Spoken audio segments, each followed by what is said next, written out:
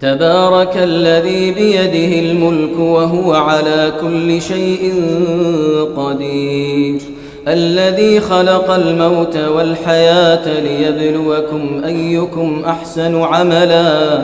وهو العزيز الغفور الذي خلق 7 سماوات طباقا ما ترى في خلق الرحمن من تفاوت فارجع البصر هل ترى من فطور ثم ارجع البصر كرتين ينقلب إليك البصر خاسئا وهو حسير ولقد زينا السماء